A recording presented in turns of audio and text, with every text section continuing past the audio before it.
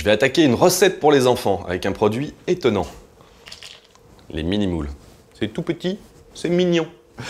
Donc tout de suite, on va nettoyer ces mini-moules. Donc, s'il y avait des petits fils, on les enlève, je l'attrape et je tire. Qu'est-ce qu'on pourrait avoir également? On pourrait avoir des coquillages. Bon, ben là, c'est pas le cas, mais s'il y en avait, juste avec la pointe de l'ongle, on les pousse légèrement et on les enlève. Dernière chose, c'est celles qui sont entrouvertes. Alors on va bien vérifier que lorsque j'applique, voilà, un petit choc, elles se referment automatiquement, ça veut dire qu'elles sont vivantes. Donc, je peux les mettre. J'oubliais, celles qui sont cassées, bien entendu, on les met de côté. Et on continue. Voilà, mon saladier est plein.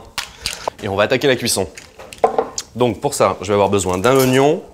Je vais couper les deux extrémités de mon oignon, enlever la première peau. Donc je fais une incision et ensuite je tire. Alors je vais pouvoir déjà allumer le feu sous ma casserole, rajouter un peu de matière grasse.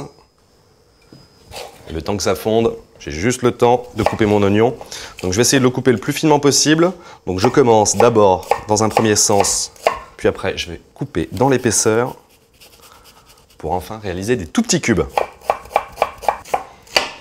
Voilà.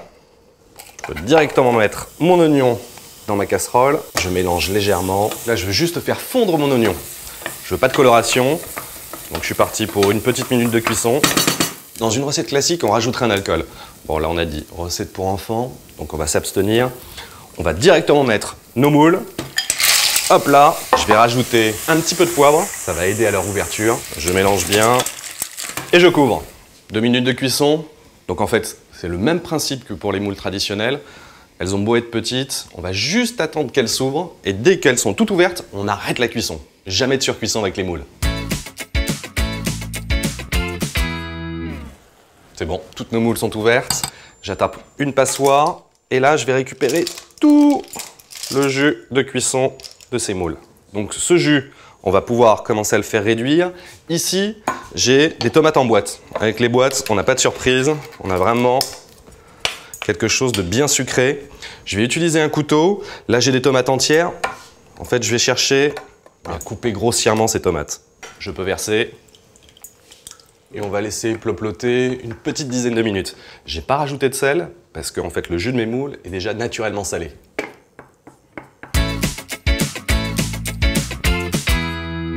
Ma sauce a bien ploploté. Elle a perdu à peu près un tiers. Donc, je peux baisser le feu.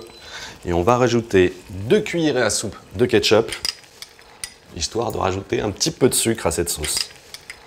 Je mélange. Mes moules, je les découvre. Elles sont restées bien au chaud. Je peux verser ma sauce à la tomate dessus. Je mélange bien. Il ne me reste plus qu'à servir.